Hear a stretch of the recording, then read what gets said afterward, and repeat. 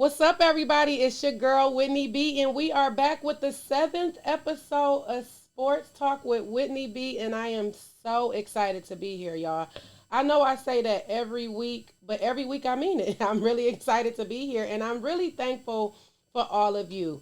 Like, all of the feedback, all of the comments, everything, I say it all the time. I appreciate it, but I really do work. I hope y'all can see that I've been using y'all feedback and actually get into it. So without further ado, we gonna kick this show off, y'all, because I got a good one. I got a good one today.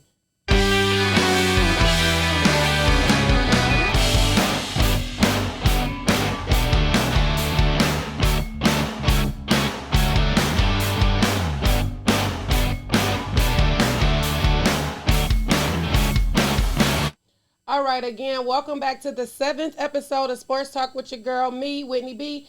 I really am excited. This is why I'm excited, and I'm going to start off in excitement, even though I probably don't look excited. Here I go. I look excited now. But the Lions picked who I said they was going to pick, y'all. I don't know. See, I was doing my draft research, and I was just looking at what I felt like the teams needed and where they was going to go. And honestly, I couldn't have done better for myself than to give the Lions that number 7th overall pick with Penei Sewell, but baby. And he is super excited to be here, y'all. When I say the Lions is really giving it to us, the Lions is really giving it to us, y'all. They drafted Penei Sewell in the first round. Can you believe that he fell to number 7 anyway? That is really shocking to me, and I'm so happy.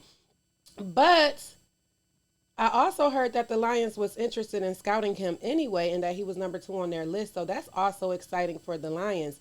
Now, I saw a video where TJ Lang actually came out to say how happy he was to even see him here in Detroit and that he, had the pick.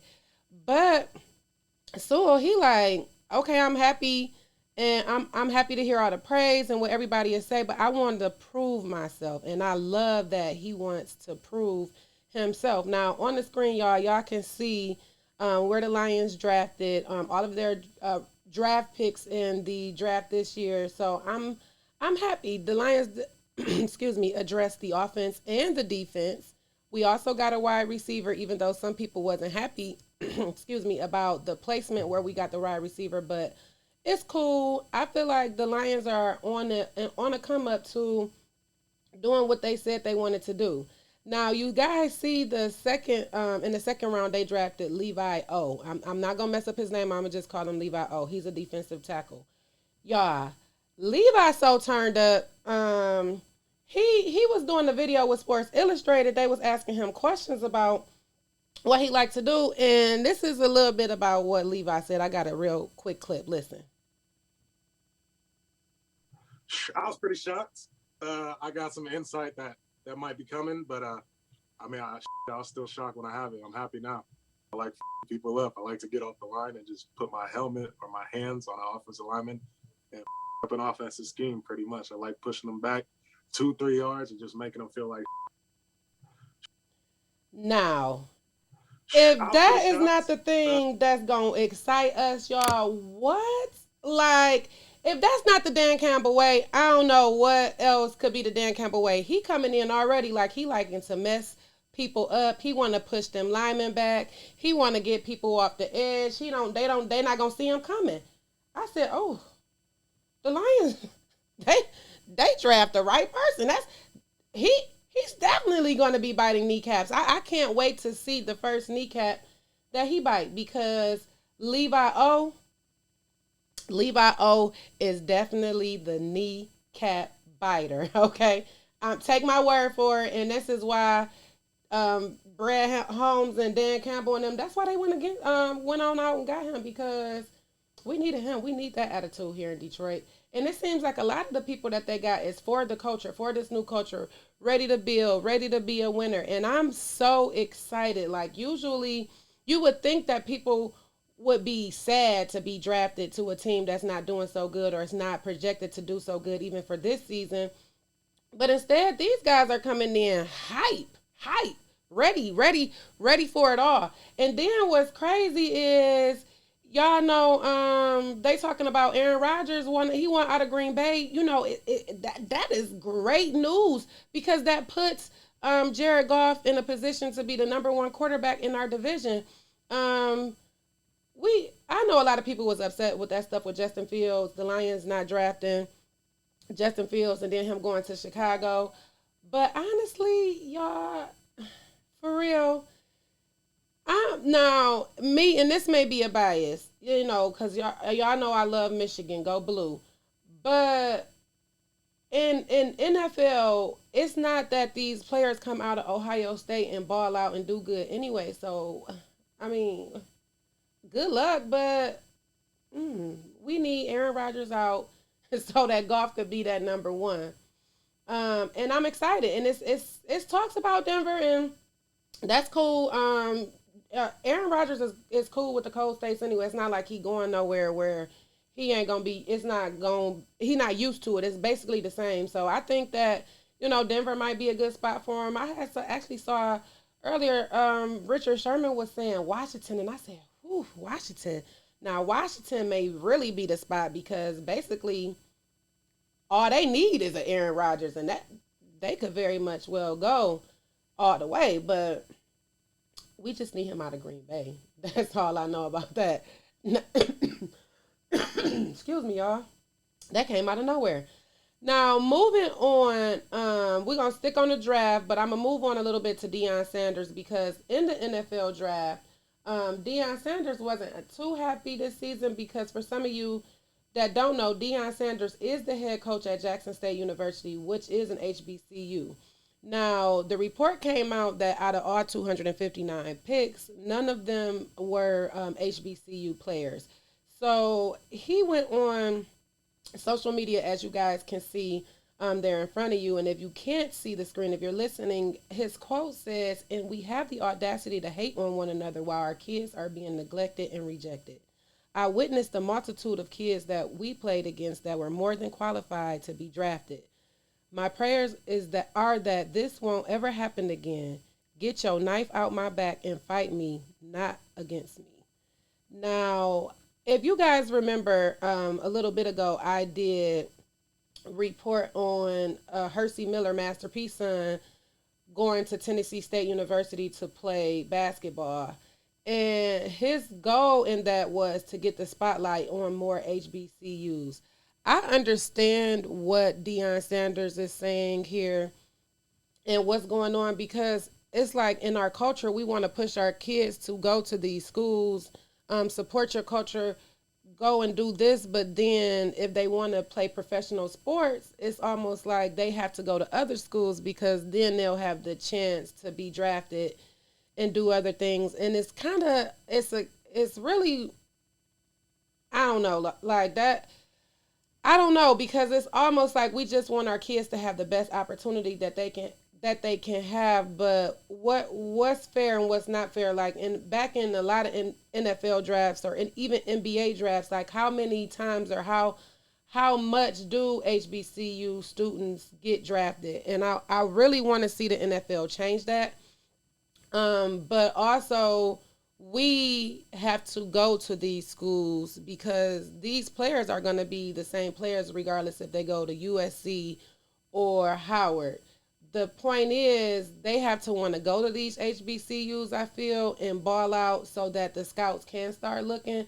So we just got to, I guess, push our kids to go there more so that the spotlight, as Hersey Miller said, can be back on HBCUs. And it's really not fair, and I really hate to see that because it's like where's this talent gonna go or what's gonna happen? And that's why also with sports we gotta push, like sports is number one, but it's only a small percentage of college students that go on to play professional sports anyway. So is the sport the number one thing or is it getting the education? Like we gotta make sure it's a catch-22 here. Like, okay, so I didn't play football in the NFL, but I do have my degree, so now I can work here, start this business or do that. So we have to make sure we're still getting this education as well so that we can have something to fall back on if that don't happen. But I mean, it's got to be hard, y'all. Today, real quick, I am going to shout out my baby because it's her first track meet. She's running track today. And I'm teaching her, at the end of the day, like, this is fun, do this, but you got to keep an education. You got to make sure your grades is good, no C's, all A's and B's, because this is a privilege, and you work hard and you do it, but at the end of the day, it's still about going to school and still having fun. So I got a long road ahead of me because my baby is just in the 6th grade. But the fact that she's sticking to it and she's jumping hurdles, that gotta be hard, y'all. I jumped hurdles and I'm not that tall, so but she's gonna be taller than me anyway. I think that she would do a lot better than me, but it's just the fact to even see my daughter want to move back and do the things that I'm, doing, and I can be a motivation to her, but I also am a motivation in the education situation as well, because I do have 2 master's degrees, and that's something that my daughter do love to brag about. So it's just being that example. So hopefully, when she gets older, I always wanted to go to Tennessee State University. I just didn't go because I was too young. I think I told you guys that in that story as well, when I did that story on Hersey. But if my daughter decided to go to Tennessee State University, we're just gonna all move there. Like, my husband will be fine with that. We're just gonna go, and still be family for her, so she can live out her dreams. But so go Deion. Thank you for coming out and speaking. We love primetime Deion. Y'all know he is a beast. We love him. So I'm glad that he did come out and address that, because, that was cool. I'm going to move on a little bit, and we're going to talk about Franz Wagner. Now, for you guys that don't know who Franz Wagner is, he is a starter for University of Michigan men's basketball team, and Franz is not coming back. He's going to the NBA, and I don't know. I'm so and so on that, because I feel like, I don't know, like, not that Franz. They probably would take Franz in like the 2nd or 3rd round, but maybe if Franz would have went back for that last year, he might have, could have been a 1st rounder maybe. But I don't know. I'm iffy about that, y'all. And then when Michigan confirmed it, I was like, dang, this is true. So he going to the draft. That's cool. And what's crazy about next season with Michigan State is Amani Bates decommitted. I know I couldn't have been the only one when I read that information. I was like, now, it's going to be some people that might agree with me, and it's going to be some of y'all that might not. And I'm very fine with that. Make sure you just still leave a comment or let me know. But I think it has everything to do with Izzo's way of coaching. Some of to do with Izzo's way of coaching. Because now that the NBA has come out with this G League, or they're talking about coming out with this G League, and like these players can basically go from high school to G League and play for a year, make a little couple dollars, about $500,000 or something, and then possibly be in the NFL later down the line or whatever, the next year or whatever. So, I feel like Amani Bates probably want to do that as well, but the G League is not really set in stone. So to come out so early and say you want to decommit to MSU, I think it has a lot of bit to do with Izzo's way of coaching. Like, you can't be just grabbing these players up. Like, this guy here probably coaches himself in his brain. Like, this is an all-star in high school and NBA player. Like, if he want to take a step back 3 and decide that the 3 is open and he gonna go head on, Izzo can't be taking him out the game. And I think people they're realizing that, and now he's losing like his top recruits, and that's not good. That is not good. I just really want to know what's the future for Michigan basketball, y'all. Because to be honest, not Michigan basketball, but Michigan State basketball. Because to be honest, Michigan State was literally like a powerhouse team. Like, even for football. Like, I'm not even gonna lie. Like, Michigan State, they got it. Okay, and it's like now they're falling off for them, and I I don't know, like being from Michigan, period. Like you want to root for the teams here. Although I root more for Michigan. It's not that I just hate state. I just don't want them to beat Michigan. And I definitely want them to beat Ohio State, But I wonder what's going on with the future of that program, because will Michigan State fall to be, now they're going to always be like the underdogs trying to make it into the tournament, or will they go back to being that team that we got to work hard because we got to beat them because they were such a powerhouse program? Like, I don't know, y'all. If y'all got something to say about that, please leave me some feedback, because I'm really just like, ooh, Amani Bates. Ooh. Now, y'all seen that stuff about Caitlyn Jenner, huh? If not, TMZ, got on and posted about Kate. Well, no, they didn't post about Kate. They had a video. They asked Kate some questions about transgender boys playing female sports, and although that's like a hot topic, I have the clip actually, so let me go ahead and play the clip for y'all. Hi, Caitlyn. So there's legislation in various states to ban biological boys who are trans from playing girls sports in school. What's your opinion on that? Index. And this is a question of fairness. That's why I oppose biological boys who are trans competing in girls sports in school. It just isn't fair. And we have to protect girls sports in our school. But if someone transitions and now identifies as a girl, isn't it delegitimizing their identity to prevent Have a good day. Now, I'm with Kate, but as you can see, or as you may have heard, the transgender model and reality TV actress Shauna Brooks has some choice words for Caitlyn, feeling like she should give back her Olympic achievements because she should be leading by example. And although she won as Bruce, she's always been Caitlyn on the inside. And y'all, I'm just trying to figure out what's going on here, because honey, first and foremost, that's not even what Big K said. If anybody don't think that what Caitlyn said is right, I don't know what else to say. Like, men have a better advantage over women anyway. They're stronger in a lot of ways.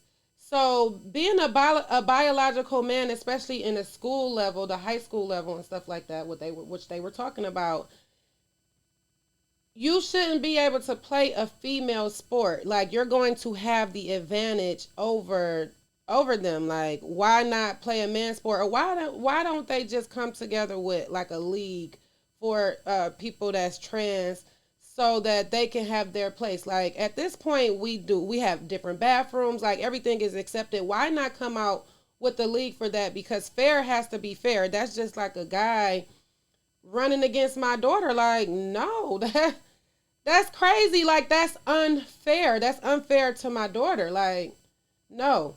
But when it comes to what she was saying, I'm like, sis, like, Caitlyn competed in the Olympics as Bruce against other men. Caitlyn, even though Caitlyn was deep down in there, Caitlyn didn't come out as a woman competing against men and won. Bruce was Bruce and won against men, and he deserved the Olympic medals. Like, anything outside of that.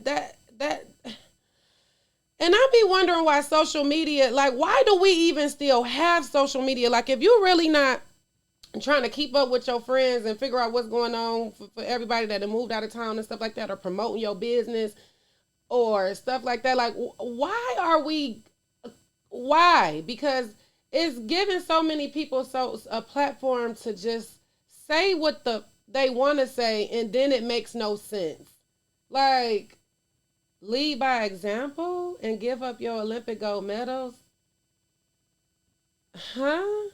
And then you got people like agreeing with her, like, How does that make sense? If somebody out there agrees with that, please comment and let me know, because you got to make it make sense, because it's not really making sense, at least to me. I don't understand. But I want to wrap the show up, y'all, because that's where we gonna be with it. For the first time, we got all the way down. Well, actually, because last episode was my special NFL draft episode. So for the first time, we have gotten to a real episode without having to talk about Deshaun Watson, y'all. I know y'all might have been looking for an update, but I don't have one, and I'm happy about it. Everything is looking like it's laying a little low. We're going to see what plays out in court. And if some come up, I'm going to let y'all know next week. But I'm just happy that we didn't have to bring that up. So I'm going to go ahead and wrap it up here, guys. Make sure you tune in this weekend to Love and Success and Vitamin D. Love and Success at 4 p.m. Vitamin D at 5 on the Rocky Road Productions Facebook page. Go ahead over there if you haven't already and join the group, like the page. Make sure you stay updated. You can go to Rocky Road Media. That's ROCKYROADMEDIA.com. You see my website at the bottom. Any update, anything you need, go on our websites, comment, like, share, and make sure you subscribe. We are going to be back. You'll see me on Shade and Shenanigans next week. I also do Rants and Robes. I don't talk a lot about Rants and Robes, y'all, because I be only on that day is when I really remember, because we just go on Instagram and we had some fun. We lay back, we be chill with y'all. So on Wednesdays at 8:30, kick it with us on Instagram at My Whitney B or at Rocky Road Productions LLC. We have a lot of fun. We post a lot of stuff and we do a lot. So make sure you stay up to date on everything we got going on. I appreciate everybody for everything that you guys do for us, and especially for me, because I'm new in this and y'all are showing me love, and I love y'all back. So without further ado, peace out.